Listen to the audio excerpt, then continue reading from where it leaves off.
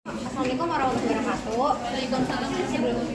Sebelumnya kami di sini akan menjelaskan tentang apa itu logam alkali. Nah, teman-teman, logam alkali sendiri itu berada di golongan 1A. Nah, terdiri dari litium, natrium, kalium, iridium, helium, dan vanadium.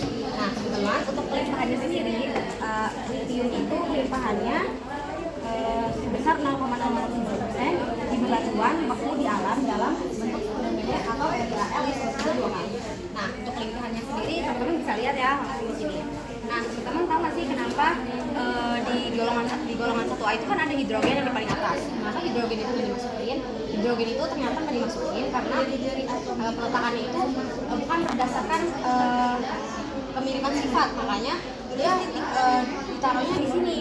Karena kenapa si hidrogen itu ditaruhnya di golongan alkali? Karena dia kemiripan struktur elektronnya. Nah, sedangkan hidrogen itu masuknya ke golongan yang sebelah kanan itu ya teman-teman. Nah, di sini juga kita ada sifat fisika dan sifat kimia logam alkali. Sifat fisika dan logam alkali itu ada nomor atom, konfigurasi elektron, jenis, wujud, definisi, titik lele, titik didih, jari-jari atom, jari-jari ion, energi ionisasi, dan elektronegativitas. Nah, di sini ada Li, Na atau litium, natrium, kalium, rubidium, dan nah, untuk sifat kimia logam alkali sendiri itu dari atas ke bawah, logam alkali makin reaktif. Sedang logam alkali bereaksi dengan air menghilangkan gas hidrogen, reaksinya dengan oksigen menghasilkan senyawa oksida. Reaksi logam alkali senyawa oksida, reaksi logam alkali dengan hidrogen menghasilkan senyawa hidrida. Nah, untuk reaksinya sendiri ada di sini. Pertama ada reaksi dengan air menghasilkan basa dan gas hidrogen, itu 2L plus 2H2O menjadi 2LOH plus H2. L sebagai unsur alkali. L bereaksi lambat, Na bereaksi hebat, dan sedangkan K, Rb dan CS dan Fr meledak atau kereaktifan. Yang kedua ada reaksi dengan hidrogen menghasilkan hidrida atau H. Contohnya 2L plus H2 menjadi 2LH menghasilkan bilok H pada hidrida yaitu 1. Yang ketiga ada reaksi dengan oksigen. Jika oksigen terbatas menghasilkan oksida atau bilok oksigennya min 2. Reaksi dengan unsur atau senyawa lainnya. Reaksi dengan unsur atau senyawa lainnya itu bereaksi dengan halogen membentuk garam halida. Atau reaksinya 2L plus X2 menghasilkan 2L 2LX. Nah, teman-teman, kemudian kita akan membahas tentang pembuatan dan kegunaannya si logam alkali. Nah, untuk pembuatannya sendiri itu reaksi pengionannya seperti ini, di katoda, di anoda, dan kemudian reaksi elektrolisisnya yaitu menghasilkan 2LCl dalam bentuk liquid menghasilkan 2L plus Cl2. Nah, natrium dibuat, ini salah satu contohnya itu natrium ya. Natrium dibuat dari proses elektrolisis lelehan natrium klorida atau NaCl yang dicampur dengan kalsium klorida atau CaCl3 yang disebut dengan sel Downs. Nah, fungsi dari kalsium klorida adalah untuk menurunkan titik leleh dari 801 derajat Celcius menjadi sekitar 500 derajat Celcius. Kenapa harus diturunkan titik lelehnya? Karena kalau dari industri sendiri dengan suhu yang tinggi itu kan cukup berbahaya untuk para karyawan di sana atau pekerja di sana, sehingga dibutuhkan kalsium klorida atau CaCl2 untuk menurunkan si titik leleh itu. Dengan penurunannya titik leleh itu juga akan membuat biaya operasional juga semakin berkurang. Nah, kemudian kita juga akan kegunaannya ya. Pertama ada kegunaan natrium. Kegunaan natrium yang pertama itu pendingin pada reaktor atom. Yang kedua natrium klorida atau NaCl sebagai penyedap masakan, mencairkan salju dan industri makanan. Yang ketiga natrium hidroksidasi atau NaOH, pembuatan sabun keras, pemuraian minyak dan pengolahan bauksit. Terus yang kedua itu kegunaan pada kalium. Kalium klorida atau KCl itu hasilnya adalah nitrat. Yang kedua kalium nitrat atau KNO3 itu menghasilkan pembuatan bubuk mesin. Selanjutnya itu kegunaan litium. Bahan baku itu berfungsi sebagai bahan baku baterai karena memiliki potensial elektroda besar. Nah, kegunaan selanjutnya itu paduan logam atau alloy untuk membuat komponen pesawat terbang. Kemudian selanjutnya itu ada kegunaan rubidium dan cesium. Katoda pada lampu elektronik atau juga bisa untuk membuat sel fotolistrik, dan yang terakhir itu katalis hidrogenasi. Nah, di sini kan kegunaan pembuatan dan kegunaan cuma disebutin natrium, kalium, litium,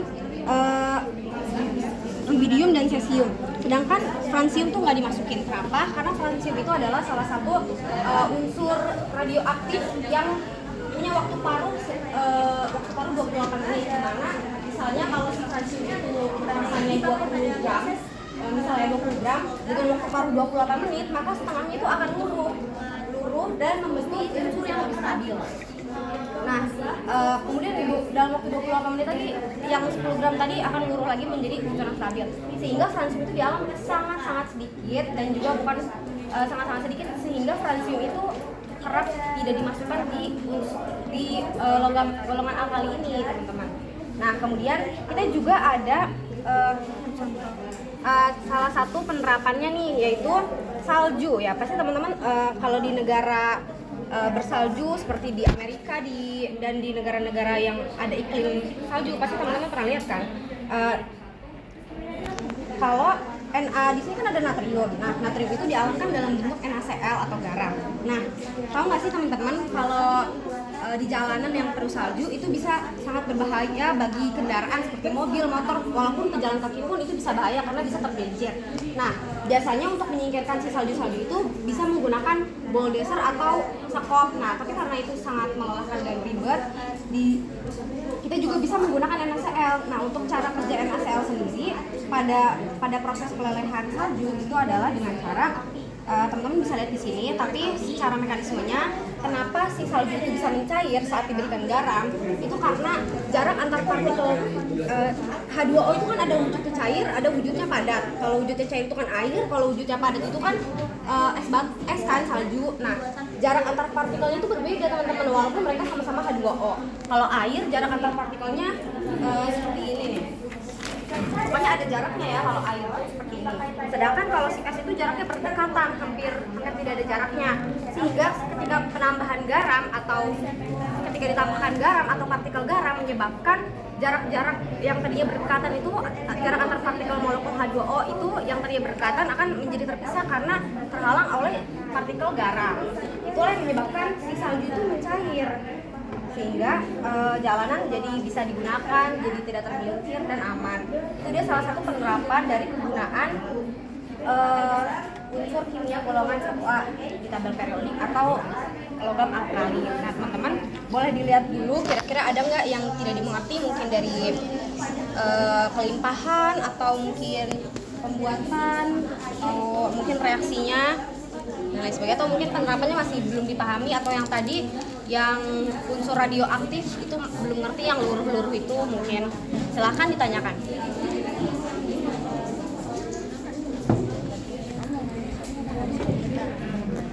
Ayo bertanya.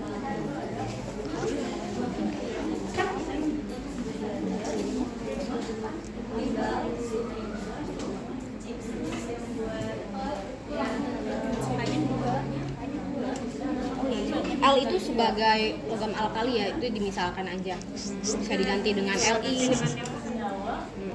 Na, kalium, rubidium, cesium. Itu di alam hanya ada senyawa. Berbeda-beda. Kalau untuk litium di alam itu bentuk spodumene atau LiAl SiO3 2 kali atau dalam bentuk senyawa. Sedangkan natrium juga sama, yaitu dalam bentuk NaCl atau NaNO3. Nah, kalau untuk kalium sendiri dia juga sama di alam dalam bentuk senyawa atau KNO ya. Nah, kalau spodumene sendiri dia itu di alam dalam bentuk mineral, contohnya lentidolit ya. Ya, sedangkan cesium itu juga sama dalam bentuk mineral atau napidolid. Kalau francium sendiri itu kan udah dijelasin ya, kalau francium itu sebenarnya bukan golongan alkali, tapi seperti sodium di saat ini untuk menjelaskan kenapa francium bukan merupakan golongan alkali. Ya, unsur peluru seperti kayak peluru jatuh. Jadi misal 20 gram francium nih, dia kan punya waktu paruh sebesar 28 menit. Ketika dia dalam kurun waktu 28 menit, dia setengahnya akan luruh, nggak langsung semua. Kalau ini 20 gram berarti setengahnya 10 gram. Di sini ada kelimpahannya yang dijelaskan oleh saya. Silakan. Yang pertama itu ada lithium. Lithium itu kelimpahannya sebanyak sebesar 0,00007% di batuan beku dan di alam dalam bentuk spodumene atau LiAl. Yang kedua ada kalium, yang kedua ada natrium. Natrium itu kelimpahannya sebesar 2,8% di bebatuan beku dan di alam dalam bentuk garam batu NaCl dan sendawa Chile NaNO3. Nah, kemudian kalau kalium sendiri kelimpahannya sebesar 2,6 di bebatuan beku dan di alam dalam bentuk sulfit atau KCl dan garam dalam peptide atau KSO. Selanjutnya teman-teman boleh lihat di sini ada rubidium, cesium, dan francium. Nah, teman-teman perlu diketahui kenapa di sini pada pelimpahan francium aku masukin, sedangkan pada yang lainnya itu kayak pada pembuatan dan kegunaan francium itu nggak aku masukin. Kenapa? Karena francium sendiri itu adalah unsur radioaktif, jadi dia bukan termasuk dalam unsur golongan alkali. Nah, apa sih maksud dari unsur radioaktif? Si francium itu adalah unsur radioaktif yang punya waktu paruh sebesar 28 menit. Jadi misal kalau si francium punya massa 20 gram, dia dalam waktu 28 menit akan luruh dan yang luruhnya itu akan membentuk unsur yang lebih stabil. Kemudian dalam waktu 28 menit lagi yang luruh yang tadi itu akan kembali membentuk unsur yang lebih stabil. Sehingga francium itu nggak masuk ya dalam pembuatan dan kegunaannya. Selanjutnya akan sifat fisik dan sifat kimia dari logam alkali. Nah, sifat fisik pada logam alkali, sifat keperiodikan itu ada nomor atom, kedua konfigurasi, kedua ada elektrolisis ada kalian bisa lihat dari sini. Terus sifat kimia pada logam alkali, dari atas ke bawah logam alkali makin reaktif. Sedangkan logam alkali bereaksi dengan air menghasilkan gas hidrogen.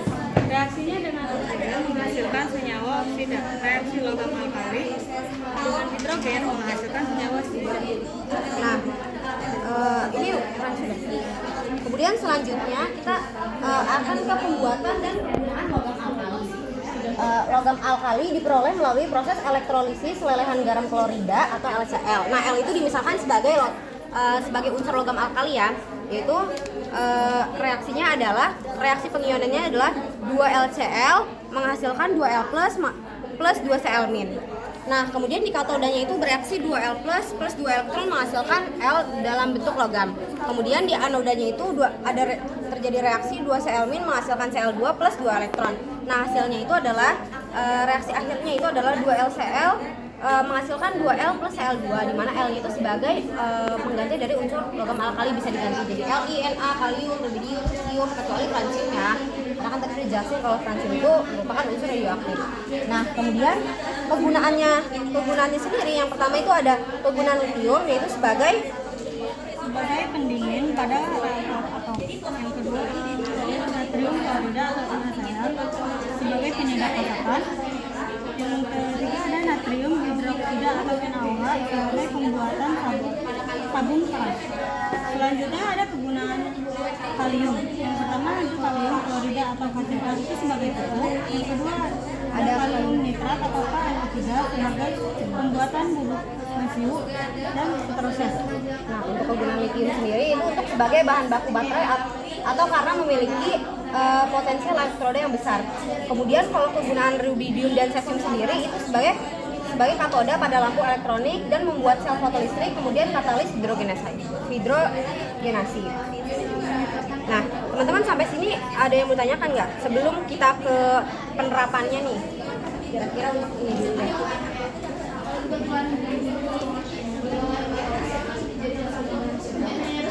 Sampai sini dulu atau mau dilanjut dulu pertanyaan di akhir? Tadi kan namanya kalau dari atas ke bawah itu kalau nggak kali mati reaktif. Iya. Itu gimana ya?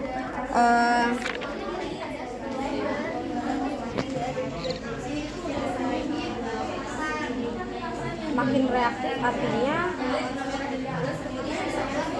kecenderungan untuk bereaksi itu semakin besar, itu kecenderungan bertambahnya itu dari Li ke francium itu Li mana? Dari Li ke francium dari sini ke sini itu makin reaktif artinya dia energi ionisasinya kecil atau cenderung melepas sebuah elektron untuk membentuk ion positif yang mudah larut dalam air. Dah. Jadi dia lebih gampang bereaksi. Nah, boleh lanjut. Nah, untuk penerapan dari kegunaan logam alkali ini adalah si natrium ya. Natrium itu kan kalau di alam bentuknya NaCl atau garam. Nah, teman-teman tahu nggak sih kalau di negara yang punya iklim salju ya dingin itu jalanan ini jadi licin karena banyak salju sehingga membahayakan mobil dan ya yang berjalan, sehingga untuk berjalan itu kita harus membersihkan jalannya terlebih dahulu. Itu bisa menggunakan sekop ya dan bulldozer, tapi itu kan membutuhkan alat-alat yang besar. Tapi kita ada teknologi itu menggunakan garam atau NaCl untuk melelehkan si salju tersebut. Itu di sini kita akan menjelaskan cara kerja NaCl pada proses pencairan salju. Teman-teman tahu nggak sih kenapa salju kalau dikasih garam itu saljunya bisa menjadi cair? Itu terjadi karena jarak air itu atau H2 itu kan kalau dalam bentuk cair, wujud cair itu dengan padat atau es itu jarak antar partikelnya berbeda. Kalau air dia jaraknya itu ada gitu, berjarak seperti ini air. Sedangkan kalau es itu hampir berdekatan jarak antar partikelnya itu, partikel si air itu sama-sama air tapi wujudnya berbeda. Jadi ketika ditambahkan garam pada si salju, pada es ya, pada salju itu akan membuat jarak antar partikel yang tadinya berdekatan itu menjadi jauh karena terhalang oleh partikel garam yang tadi ditambahkan, sehingga salju atau es itu menjadi cair. Nah, di sini juga kita nggak masukin hidrogen ya dan francium karena hidrogen itu bukan termasuk ke golongan alkali karena dia ditaruh di golongan 1A itu bukan karena kemiripan sifat tapi karena elektron. Sedangkan hidrogen itu lebih ke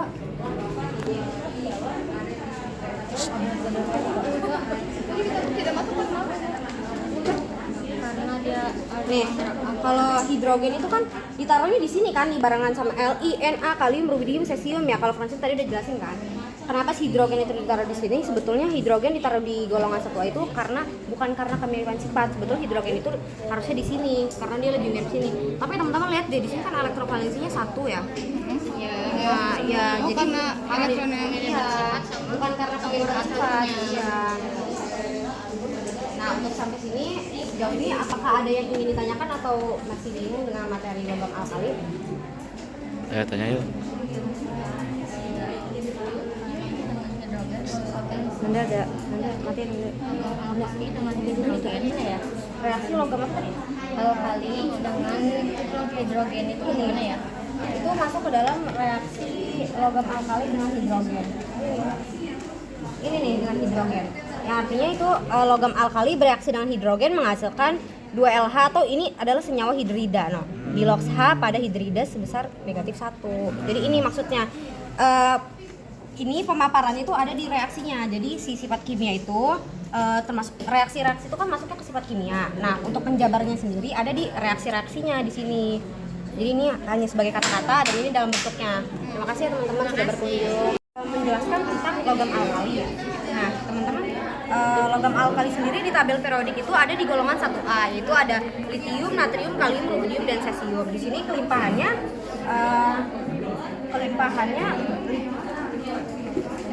yang pertama itu ada litium. Kelimpahan pada litium itu sebanyak 0,0007% di bebatuan beku dan di alam dalam bentuk spodumene LDAL atau SiO3 dua kali. Yang kedua ada natrium. Kelimpahannya sebanyak 2,8% di bebatuan beku dan di alam dalam bentuk garam pada NaCl dan sendawe cilis atau NO3. Yang ketiga ada kalium.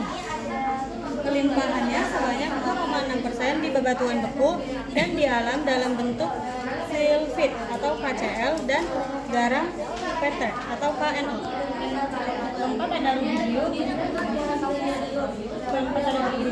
Kelima ada cesium dan terakhir ada francium, bisa dilihat ya.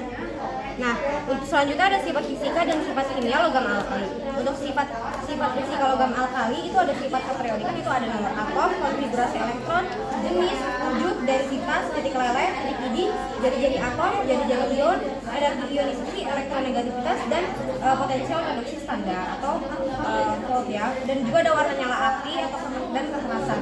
Nah, dari Li, Na, kalium, rubidium, dan cesium dari sini nih, dari litium nih makin ke kanan itu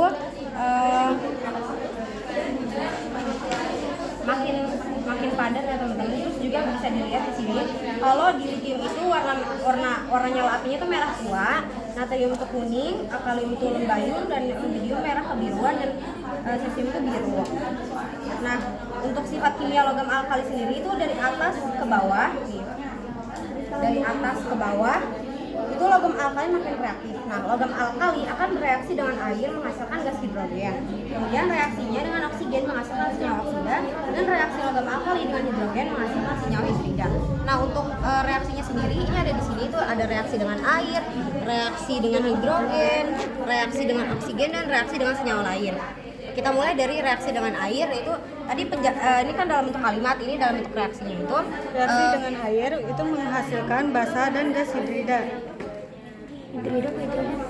Yang kedua ada reaksi dengan hidrogen itu menghasilkan hidrida atau H. Bilox H pada hidrida yaitu -1.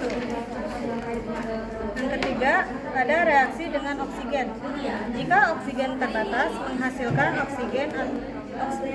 oksida. Bilox oksida yaitu bilox oksigen yaitu -2.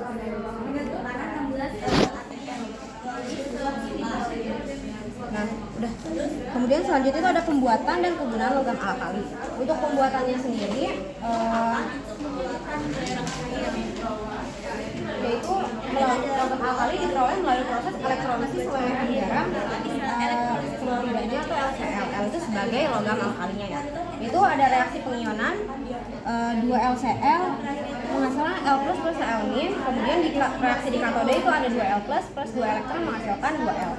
Di anode 2 Cl- menghasilkan Cl2 plus 2 elektron, dan di reaksi air itu ada 2 LCl menghasilkan 2 L plus Cl2. Nah, untuk salah satu contohnya itu natrium yang misalkan. Nah, natrium itu dibuat dari proses elektrolisis lelehan natrium klorida atau NaCl yang dicampur dengan kalsium klorida atau CaCl2 yang disebut dengan cell Dawes. Fungsi dari kalsium klorida adalah untuk menurunkan titik leleh dari 801 derajat Celcius menjadi sekitar 500 derajat Celcius. Kenapa ditambahkan kalsium klorida atau CaCl2?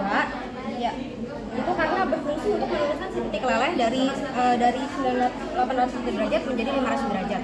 Kenapa harus diturunkan titik lelehnya? Itu untuk mengurangi bahaya pada karyawannya. Mungkin kalau di industri itu kan kalau titik lelehnya atau titik didihnya sangat tinggi gitu, tadi 801 derajat Celcius, itu kan membutuhkan biaya yang besar dan juga cukup membahayakan karyawan-karyawan sekitar, sehingga perlu ditambahkan kalsium klorida atau CaCl2 untuk menurunkan titik lelehnya. Kemudian di sini ada kegunaannya. Yang pertama itu ada kegunaan litium, ada kegunaan natrium, yaitu pendingin pada reaktor atom. Yang kedua yang pertama ada kegunaan natrium, yang salah satunya pendingin pada reaktor atom. Yang kedua ada kegunaan pada kalium. Yang pertama itu kalium klorida atau KCl, itu menghasilkan pupuk. Yang kedua kalium nitrat atau KNO3, itu pembuatan bubuk mesium. Dan selanjutnya yang ketiga itu kegunaan litium sebagai bahan baku baterai karena memiliki potensial elektroda yang besar. Nah, kemudian pada kegunaan rubidium dan cesium itu sebagai katoda pada lampu elektronik. Dan juga untuk membuat sel fotolistrik, dan yang terakhir itu katalis hidrogenasi. Nah, setelah kita membahas tentang pembuatan, kegunaan, sifat fisik dan sifat kimia, kelimpahan, reaksinya, kita juga akan membahas tentang penerapan dari kegunaan unsur logam alkali. Yaitu di sini kita ada diorama, mungkin disebutnya diorama lingkungan bersalju. Nah, di sini kenapa kita memilih ini? Karena natrium di alam itu atau NaCl atau garam itu bisa mencairkan salju. Nah, kalau di jalanan yang penuh dengan salju itu kan cukup membahayakan sekitar, yaitu untuk kendaraan bermobil, bermotor, dan juga bahkan untuk pejalan kaki juga bisa tergelincir. Nah, sehingga ketika kendaraan akan lewat itu kan cukup bahaya kalau si salju itu nggak disingkirkan terlebih dahulu. Bisa juga disingkirkan menggunakan alat-alat yang besar seperti bulldozer atau sekop. Tapi kita juga bisa menggunakan NaCl atau garam untuk mencairkan salju. Nah, untuk cara kerja dari NaCl pada proses pencairan salju teman-teman bisa baca, tapi kita juga akan jelaskan kalau garam pada proses pencairan salju itu adalah dengan cara nih. Kalau air itu kan atau H2O itu kan dalam wujud cair dengan dalam wujud padat itu kan berbeda. Atau jarak antar partikelnya. Sedangkan kalau di air jarak antar partikel itu berjauhan.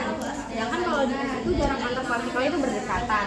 Sehingga penambahan garam pada es itu akan membuat jarak antar partikel dari H2O si airnya yang berdekatan menjadi berjauhan karena terhalang oleh partikel si garam ini, sehingga salju bisa mencair. Nah, di sini juga cara membuat garam membantu mencairkan air. Di sini juga ada. Nah, kemudian di sini juga kita mau jelasin kenapa si hidrogen itu nggak dimasukin ke dalam unsur alkali. Memang kalau lihat di tabel periodik ini ada hidrogen kan, ada hidrogen, ada francium. Tapi francium kenapa? Francium kita masukin di kelimpahan, tapi francium kita nggak masukin. Ya, karena francium itu di alam sangat sedikit dan francium itu adalah unsur radioaktif. Yang mana dia punya waktu paruh sebesar 28 menit. Sehingga kalau misal saya punya 20 gram francium dalam kurun waktu 28 menit, setengahnya akan luruh, luruh gitu. Luruh kan, tahu kan luruh, dan membentuk unsur yang lebih stabil. Nah, terus ada lagi kan seperti tadi 20 gram yang luruh kan 10 gram. Tersisa 10 gram kan. Nah, 10 gram yang tadi juga dalam kurun waktu 28 menit akan luruh juga membentuk unsur yang lebih stabil. Makanya francium itu di alam sangat sedikit karena dia bukan logam alkali, melainkan unsur radioaktif. Sehingga francium itu nggak kita masukin ke pembuatan dan kegunaan logam alkali. Nah, untuk sampai sini ada yang mau hidrogen. Kenapa hidrogen tidak termasuk pada golongan alkali? Karena hidrogen itu ditaruh di sini karena itu bukan karena kemiripan sifat, tapi karena elektrovalensinya sama, yaitu setiap logam yang ada pada alkali atau golongan 1A itu memiliki elektrovalensinya itu 1. Nah, kenapa hidrogen ini nggak termasuk? Dia termasuk ke golongan 1A itu karena cuman elektrovalensinya 1, bukan karena kemiripan sifat. Hidrogen sendiri itu kemiripan sifatnya yang harus di sini. Tapi dia taruh di sini bukan karena kemiripan sifat. Nah, teman-teman, ya. Teman-teman ada yang mau ditanyakan sejauh ini? Untuk Fajar, saudara Fajar adakah yang ingin ditanyakan? Mungkin terkait penerapannya masih belum paham kenapa salju bisa mencair kalau dikasih garam, atau mungkin karena reaksinya atau apa?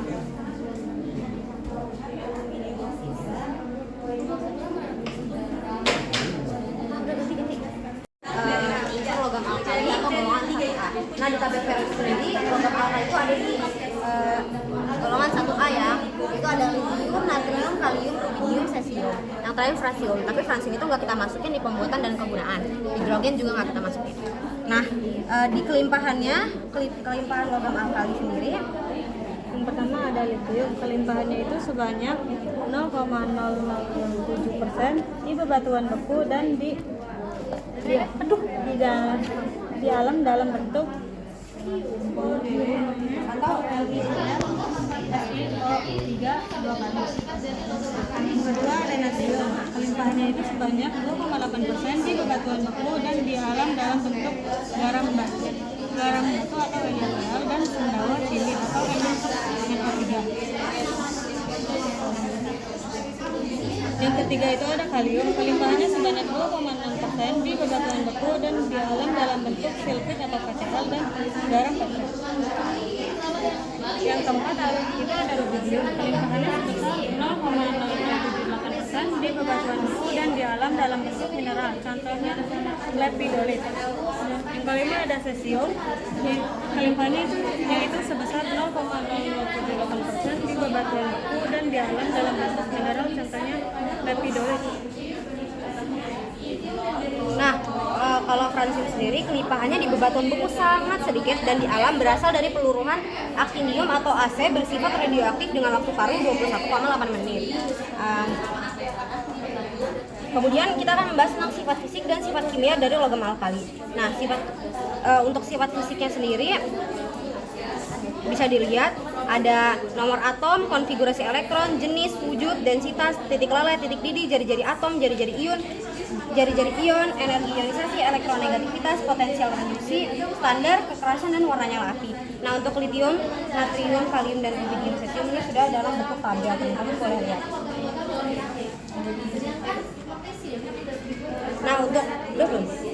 Nah, untuk sifat kimia logam alkali sendiri itu dari atas ke bawah logam alkali reaksi. Logam alkali dengan air menghasilkan gas hidrogen, reaksinya dengan oksigen menghasilkan senyawa oksida, reaksi logam alkali dengan hidrogen menghasilkan senyawa hidrida. Nah, untuk penjabaran dari sifat kimia logam alkali sendiri ada di reaksinya ya. Ini kalau dalam bentuk kalimat seperti ini. Nah, kalau dalam bentuk reaksi, ini ada reaksi dengan air, reaksi dengan hidrogen. Nah, tadi ya, reaksi hidrogen akan menghasilkan Dan hanya itu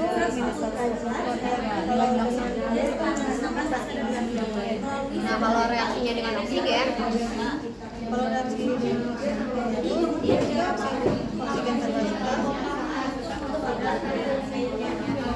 minus 2. Ya, L di sini itu bukan unsur ya, tapi dia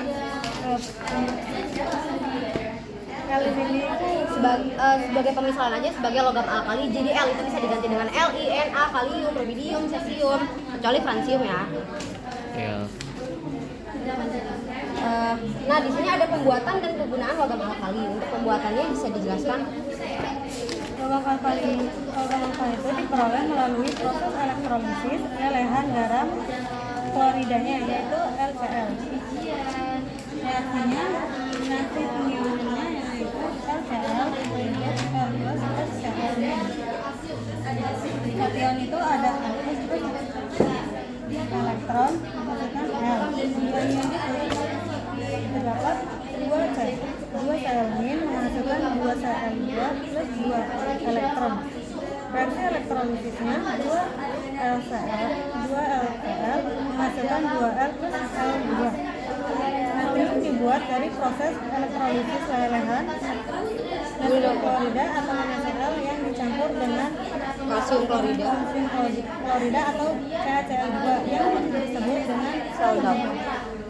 Nah, fungsi dari penambahan kalsium klorida itu adalah untuk menurunkan titik leleh dari 801 derajat menjadi sekitar 500 derajat Celcius. Kenapa si kalsium klorida itu harus ditambahkan?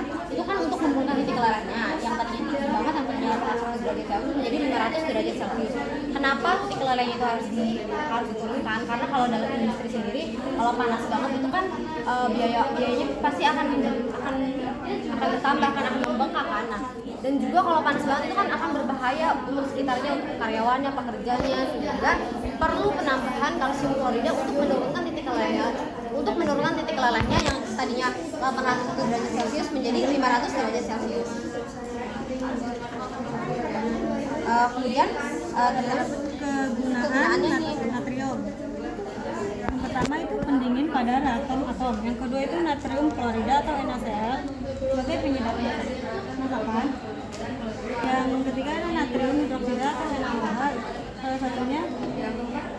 pembuatan sabun keras. Kemudian ada kegunaan kalium, yaitu kalau dalam bentuk senyawa itu kalium klorida atau KCl sebagai pupuk, dan juga ada kalium nitrat atau KNO3 sebagai pembuatan bubuk mesi.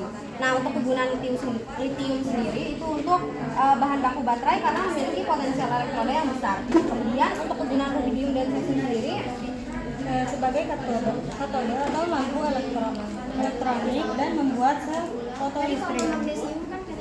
Nah, setelah kita membahas tentang pembuatan dan kegunaan logam alkali, kita juga akan membahas tentang penerapannya. Nah, teman-teman, kalau di negara-negara beriklim dingin seperti yang ada saljunya gitu, kayak Amerika Serikat atau dan lain-lain sebagainya, di situ kan kalau jalanan penuh dengan salju kan itu cukup berbahaya untuk mobil, motor, dan bahkan untuk pejalan kaki pun bisa tergelincir. Sehingga untuk menghilangkan salju sendiri kan harus membutuhkan alat-alat yang besar seperti bulldozer atau bisa juga menggunakan sekop untuk yang di pekarangan rumah. Tapi kita juga ternyata bisa mencairkan salju itu menggunakan garam atau NaCl dengan penerapan si penggunaan natrium sendiri. Nah, cara kerja dari NaCl pada proses pencairan salju itu ada di sini, tapi kita juga akan menjelaskan menggunakan mekanismenya dan caranya. Nah, air itu kan kalau dalam bentuk cair dengan air dalam wujud padat itu kan berbeda bentuknya. Jadi itu walaupun sama-sama H2O, tapi wujudnya kan berbeda. Nah, ternyata si air itu atau H2O itu jarak antar partikel dalam bentuk cair dan dalam bentuk padat itu berbeda jarak antar partikelnya. Kalau dalam bentuk cair atau air itu jarak antar partikelnya berjauhan. Ini H2O itu berjauhan. Sedangkan kalau dalam bentuk padat atau es itu mereka berdekatan, bahkan hampir tidak ada jaraknya si jarak antar partikel air itu. Sehingga kalau si es itu yang tadinya berdekatan banget itu ditambahkan partikel garam, itu akan es itu atau salju itu akan mencairkan. Kenapa bisa mencair? Karena partikel garam itu akan masuk ke yang tadinya berdempetan itu akan masuk ke sela-selanya, sehingga membuat jarak antar partikel yang tadinya hampir tidak ada menjadi ada ya, sehingga salju itu bisa jadi cair. Jadi sama di jaraknya sama sih dalam cair. Nah, di sini juga ada cara kerjanya untuk garam bagaimana garam membuat mencairkan es, yaitu dengan cara untuk membersihkan jalan ya, titik beku atau titik keleleh air adalah sekitar 0 derajat Celcius atau 32 derajat Celcius ketika suhu turun di bawah titik keleleh. Molekul-molekul air terikat bersama membentuk es padat. Namun ketika suhu naik melebihi titik lelehnya, ikatan tersebut putus dan es mencair, membentuk air cair. Saat kita menambahkan garam atau natrium klorida atau NaCl ke dalam es, ini membuat titik leleh yang menyebabkan es padat mencair, berbentuknya cair. Itulah kenapa si salju itu bisa jadi cair ketika ditambahkan dengan garam. Nah, teman-teman, sejauh ini adakah yang ingin ditanyakan?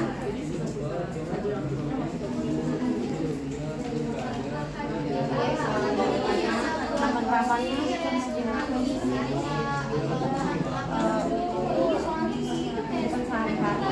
saya kurang tahu juga sih. Oh, itu yang francium ya? Teman-teman, sini aku juga mau jelasin kenapa sih francium itu aku masukin ke kelimpahan, tapi francium itu nggak aku taruh sini, nggak taruh di sini ya kan, cuma sampai cesium aja, rubidium dan cesium.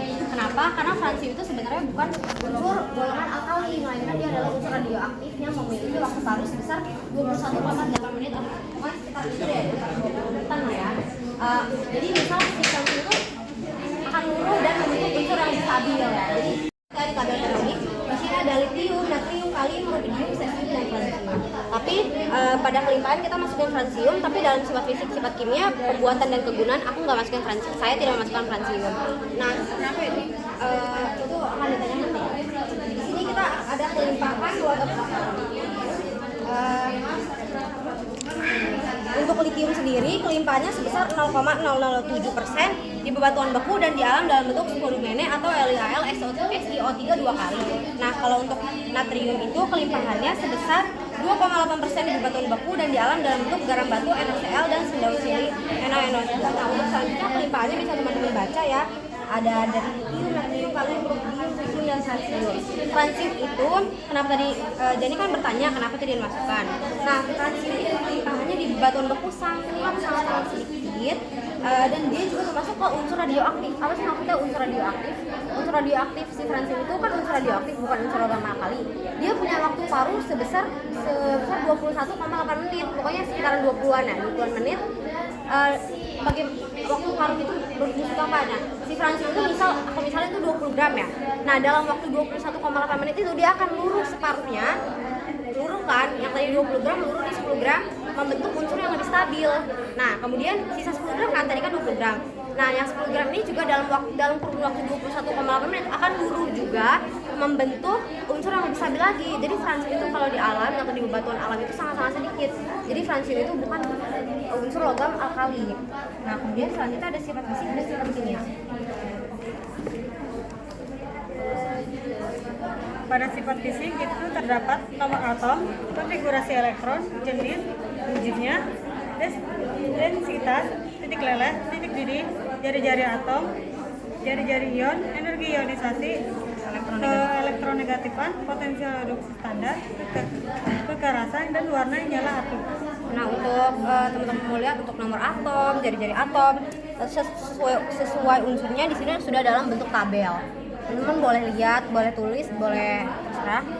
Nah, untuk sifat kimianya pada logam alkali dari atas ke bawah logam alkali makin reaktif. dari arti ya. Dari Karena ini dalam bentuk yang miring ya. Kalau di tabel periodik kan dari atas ke bawah. Makin reaktif dan itu makin reaktif. Nah, logam alkali bereaksi dengan air menghasilkan gas hidrogen. Reaksinya dengan oksigen menghasilkan senyawa oksida. Reaksi logam alkali dengan hidrogen menghasilkan senyawa hidrida. Nah, apa sih maksudnya dari kata-kata yang tadi aku bacain? Itu tuh ada dalam bentuk reaksinya ya. Itu tadi reaksi dengan air ya. Itu 2L plus 2H2O. L itu tuh maksudnya sebagai unsur logam alkali ya, bisa diganti dengan litium, natrium, kalium, rubidium, cesium ya. Kemudian akan menghasilkan senyawa oksida, senyawa basa. Iya, senyawa basa kan OH nih, LOH. Kemudian kalau dengan reaksinya dengan hidrogen, unsur logam alkali dengan hidrogen itu akan menghasilkan senyawa hidrida, yaitu nih 2LH kan. Ketika dia bereaksi dengan itu akan menghasilkan hidrida. Nah, kalau reaksi dengan oksigen itu 4L, L itu sebagai logam alkalinya itu plus O2 menghasilkan 2L2O. Nah, teman-teman bisa lihat juga di sini ada reaksi dengan unsur atau senyawa lain. Nah, L-nya itu bisa diganti ya. Nah, kemudian kita akan membahas tentang pembuatan dan kegunaan logam alkali. Logam alkali diperoleh melalui proses elektrolisis lelehan garam kloridanya atau LCl. L itu tadi sebagai logam aktif ya, logam alkalinya ya bisa diganti. Nah, ya, reaksi pengoksidasinya yaitu LCl menjadi L plus Cl-. Di kationnya terdapat L plus elektron menjadi L. Di anion terdapat 2 Cl- menjadi 2 Cl2 plus 2 elektron. Reaksi elektrolisisnya yaitu 2 LCl menjadi 2L plus Cl2. Natrium dibuat dari proses elektrolisis lelehan natrium klorida atau NaCl yang dicampurkan dengan kalsium klorida atau CaCl2 yang disebut dengan sel Down. Fungsi dari kalsium klorida adalah untuk menurunkan titik leleh dari 8 derajat menjadi sekitar 500 Celcius. Nah, teman-teman, tadi kan natrium itu dibuat dari proses elektrolisis lelehan NaCl kan. Kemudian dicampur dengan kalsium klorida atau ditambahkan ya. Nah, kalsium klorida itu kenapa ditambahkan? Itu berfungsi untuk menurunkan titik leleh. Titik leleh yang tadinya 810 derajat Celcius menjadi sekitar 500 derajat Celcius. Turunnya lumayan banyak kan teman-teman. Nah, kenapa sih harus ditambahin kalsium klorida? Kenapa sih harus ditambahin kalsium klorida atau CaCl2? Itu karena untuk menurunkan titik leleh. Kenapa harus turunin titik lelehnya? Karena kalau dalam industri sendiri, kalau panas banget itu kan cukup bahaya kan? Cukup bahaya dan biayanya juga cukup besar kalau suhunya yang dipakai tuh besar banget, 801 derajat Celcius ya teman-teman. Itu kan besar banget, itu akan mengeluarkan biaya yang sangat besar. Sehingga kalsium klorida itu perlu ditambahkan untuk menurunkan titik lelehnya yang tadinya 801 derajat Celcius menjadi 500 derajat Celcius. Nah, kemudian ada kegunaan Yang pertama itu ada penggunaan natrium sebagai pendingin pada reaktor atom, sebagai natrium klorida atau NaCl itu sebagai penyedap masakan, dan industri lainnya. Selanjutnya ada kegunaan kalium, salah satunya kalium klorida atau KCl sebagai pupuk. Selanjutnya ada kegunaan litium sebagai bahan baku baterai karena memiliki potensial elektrolytik besar. Terakhir ada kegunaan rubidium dan cesium, yaitu katode pada lampu elektronik, membuat sel fotolisis dan katalis hidrogenasi. Nah, tadi kan pada kegunaan natrium itu ada katanya untuk mencairkan salju kan. Kenapa sih si garam itu bisa mencairkan salju? Karena garam memiliki kemampuan untuk menurunkan titik beku. Artinya air yang dicampurkan daya garam akan membutuhkan suhu yang lebih rendah untuk membeku dibandingkan dengan air putih. Ketika garam ditaburkan, akan bercampur dengan air yang mencair. Karena titik bekunya diturunkan, campuran air garam itu akan sulit membeku pada suhu normal musim dingin. Ini sebagai salah satu contohnya. Nah, ini kan sebagai salah satu penerapannya ya. Tadi kan sudah dijelaskan secara ilmiahnya. Nah, kalau di negara yang beriklim dingin seperti ada saljunya seperti Amerika Serikat itu kan, kalau jalan salju kan berbahaya kan untuk kendaraan seperti mobil, motor, bahkan pejalan kaki. Nah, untuk menyingkirkan salju di jalanan itu kan bisa menggunakan dengan alat-alat berat seperti bulldozer atau bisa juga pakai skop ya. Nah, kita juga ternyata bisa loh menggunakan garam untuk mencairkan salju. Kenapa garam itu bisa membuat salju cair? Itu ada cara kerjanya. Teman-teman bisa baca, tapi untuk penjelasan kita sendiri itu berbeda. Sama tapi kurang lebih kita identitas itu air itu kan kalau dalam wujud cair dan di dalam wujud padat itu kan beda kan bentuknya. Nah, kalau dalam wujud cair jarak antar partikel di air itu jauhan, misalnya air jauhan kalau di air. Sedangkan kalau dalam wujud padat atau es atau salju itu jarak antar partikel itu berdekatan banget. Sehingga kita kan akan bahas esnya ya. Sehingga ketika kita menambahkan garam atau partikel garam itu akan membuat jarak antar partikel yang tadinya berdekatan menjadi sedikit renggang karena ditambahkan partikel garam, sehingga partikel garam itu masuk di antara partikel air itu sehingga kejauhan sehingga salju menjadi cair. Itulah kenapa garam bisa mencairkan salju. Teman-teman boleh baca juga cara kerjanya.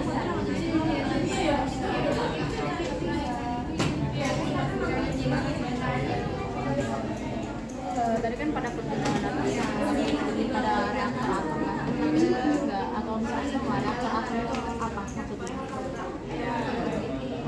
Reaktor atom ini pada reaktor